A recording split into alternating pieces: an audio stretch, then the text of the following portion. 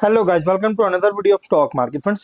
Quality power electrical equipments का guys IPO का day 3 का सब्सक्रिप्शन ओपन होने जा रहा है। जाने के लाइव सब्सक्रिप्शन 2 दिन में कितना था, जीएमपी कितना चल रहा है, लिस्टिंग कितना मिलेगा, अप्लाई करें, अपनी परफॉर्मेंस कैसा रहा, इन सभी पॉइंट्स को डिस्कस करेंगे। चलिए फ्रेंड्स, वीडियो स्टार्ट करते हैं। आईपीओ 14 फेब को ओपन हुआ था, 18 फेब आज के दिन क्लोज किया जा रहा है। 10 रुपीज का फेस वैल्यू, वो 401 टू 425 रुपीज पर शेयर की।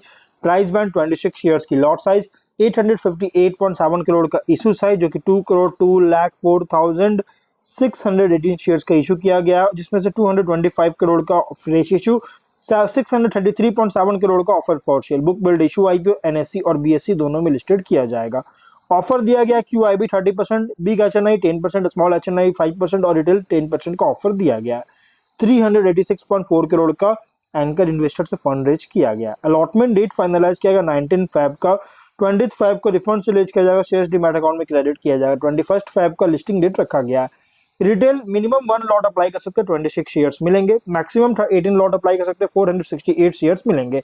Small HNI minimum 19 lot apply कर सकते हैं, 494 शेयर्स मिलेंगे। मैक्सिमम 90 लॉट अप्लाई कर सकते हैं, 2340 शेयर्स मिलेंगे। Big HNI minimum 91 lot apply कर सकते हैं, 2366 शेयर्स मिलेंगे।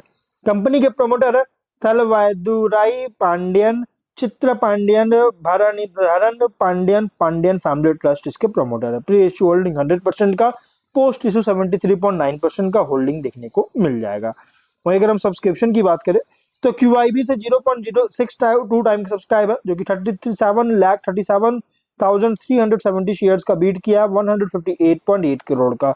Big HNI 1.48 time subscriber, 29,88,908 shares का बीट किया, 127 करोड़ का। स्मॉल एचएनआई 0.33 टाइम का सब्सक्राइबर, 3,38,052 शेयर्स का बीट किया, 14.3 करोड़ का। रिटेल से 1.08 टाइम का सब्सक्राइबर, 21,80,542 शेयर्स का बीट किया, 92.6 करोड़ का। यहाँ पे अगर देखा जाए तो क्यूआईबी से अंडर सब्सक्राइब है, बिग एचएनआई से फुल्ली सब्सक्राइब हो चुका है, लेकिन स्मॉल देखिए क्यूआईबी और स्मॉल एचएनआई इन दोनों से अंडर सब्सक्राइब, लेकिन बिग एचएनआई और रिटेल से ओवर फुल्ली सब्सक्राइब देखने को मिल चुका है। टोटल 0.83 टाइम सब्सक्राइबर, 92,44,872 शेयर्स का बीट किया, 392.9 करोड़ का।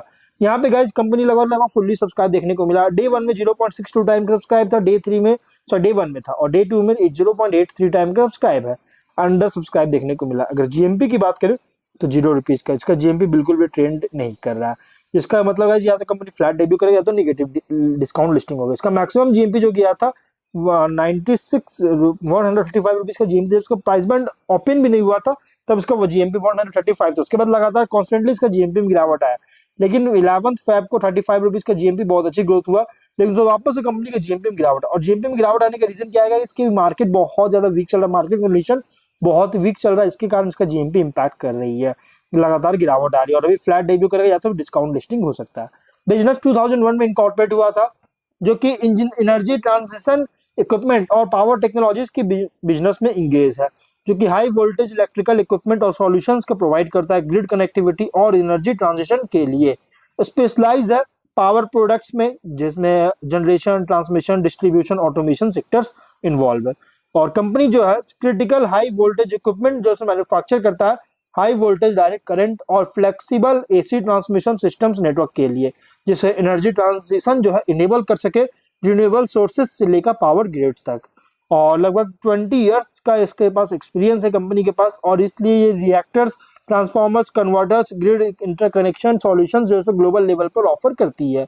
और इसका मैन्युफैक्चरिंग फैसिलिटी जो है सांगली महाराष्ट्र में ऑपरेट हो रहा है, और अलुवा केरला में, दो जगह इसकी मैन्युफैक्चरिंग फैसिलिटी है जहां से ऑपरेट हो रही है। 2011 में एनडॉक्स, जो कि एक टर्की बेस्ड सब्सिडियरी था, जिसका 51% स्टेक एक्वायर किया है कंपनी, जिसमें design, assembly, project management capabilities भी साथ है। इसके साथ उसे एक्वायर किया गया सब्सिडियरी को। और 31 मार्च के अकॉर्डिंग 210 कस्टमर्स थे कंपनी के पास, जिसमें इंक्लूड थे पावर यूटिलिटीज हो गया, पावर इंडस्ट्रीज हो गया, रिन्यूएबल एनर्जी एंटिटीज हो गया। प्रोडक्ट पोर्टफोलियो में पावर प्रोडक्ट में reactors, line traps, transformers, instrument transformers और लाइन टर्नर्स हो गया, और मेटल एंक्लोज्ड कैपेसिटर बैंक कंपोजिट्स। और पावर क्वालिटी सिस्टम्स में स्टैटिक वीएआर कंपनसेटर्स था, स्टैटकॉम्स और हार्मोनिक फिल्टर्स, कैपेसिटर बैंक्स और शंट रिएक्टर्स था। 31 मार्च के अकॉर्डिंग 163 फुल टाइम एम्प्लॉइज और 372 कॉन्ट्रैक्चुअल वर्कर्स कंपनी के पास थे। स्ट्रेंथ की बात करेंगे, ग्लोबल एनर्जी ट्रांजिशन और पावर टेक्नोलॉजी प्लेयर है, जो कि डाइवर्स इंडस्ट्री सेगमेंट्स को मतलब कि प्रोवाइड करता है और जिसे पॉइज कर रही है ग्लोबल शिफ्ट जो हो रहा है इसके ऊपर बेनिफिट्स को जैसे पॉइज कर रहा है, जो कि डीकार्बोनाइजेशन और किया जा रहा है इसकी वजह से, और जो रिन्यूएबल एनर्जी का जो अडॉप्शन हो रहा है इसकी वजह से कंपनी को जो बहुत अच्छी बेनिफिट मिल रही है। डेमोन्स्ट्रेटेड ट्रैक रिकॉर्ड है ग्रोथ एंड फाइनेंशियल परफॉर्मेंस का, डाइवर्सिफाइड कस्टमर बेस है, ग्लोबल बिजनेस का लॉन्ग स्टैंडिंग लास्टिंग रिलेशनशिप के साथ, कॉम्प्रिहेंसिव प्रोडक्ट पोर्टफोलियो है एनर्जी ट्रांजिशन इक्विपमेंट और पावर टेक्नोलॉजी सेक्टर्स में पूरे इंडिया में और अब्रॉड में, हाई ट्रेड बैरियर्स है, मतलब कि इसमें बहुत ज्यादा बैरियर्स लगाया जाता है किसी भी कंपनी को एंट्री करने में, और डेमोन्स्ट्रेटेड रिकॉर्ड है स्ट्रैटेजिक एक्विजिशन के साथ, जो कि इनहैंस्ड ऑर्डर बुक है जो कि इसके ग्रोथ को कंट्रीब्यूट कर रही है, रिसर्च एंड डेवलपमेंट कैपेबिलिटीज है जो कि फ्यूचर रेडी सॉल्यूशंस को ऑफर करता है, मैनेजमेंट टीम है डोमेन एक्सपर्टाइज एक्सपीरियंस के साथ। फिनेंशियल 22 में 211.7 करोड़ का रेवेन्यू, 42.2 करोड़ का प्रॉफिट, 23 में 273.5 करोड़ का रेवेन्यू, 40 करोड़ का प्रॉफिट, 24 में 331.4 करोड़ का रेवेन्यू, 55.5 करोड़ का प्रॉफिट, फर्स्ट हाफ में 182.7 करोड़ का रेवेन्यू, 50 करोड़ का प्रॉफिट है।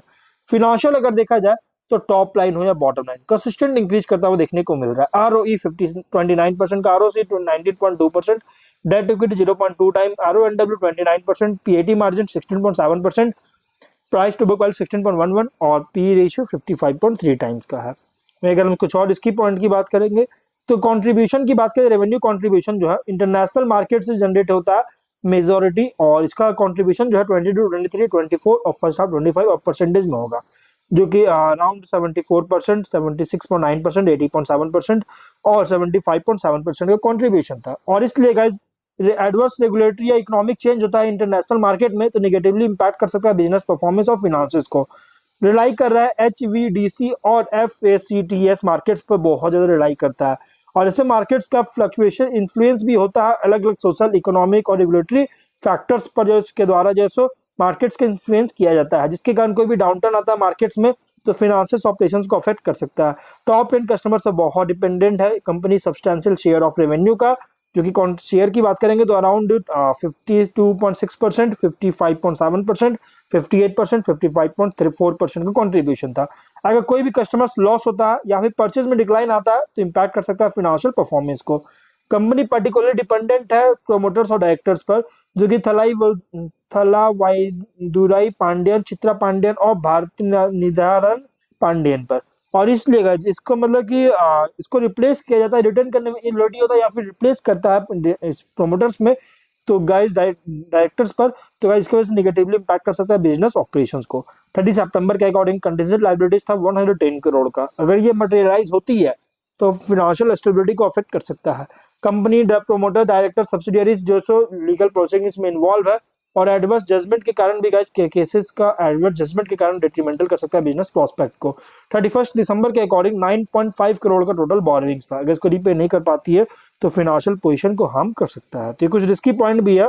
ऑब्जेक्टिव क्या है, तो Mehru electrical and mechanical engineering engineers private limited के एक्विजिशन में को जो के लिए जो परचेज कंसीडर कर रही है, जिसका रीपेमेंट करना पेमेंट करना चाहती है, प्लांट्स मशीनरी का परचेज करना चाहती है, इसमें कैपेक्स करना चाहती है, अनआइडेंटिफाइड एक्विजिशन और अदर स्ट्रेटेजिक इनिशिएटिव्स के थ्रू जो है सो इनऑर्गेनिक ग्रोथ करना चाहती है, जनरल कॉर्पोरेट के लिए फंडिंग चाहती है, इसके लिए IPO लेकर आई है।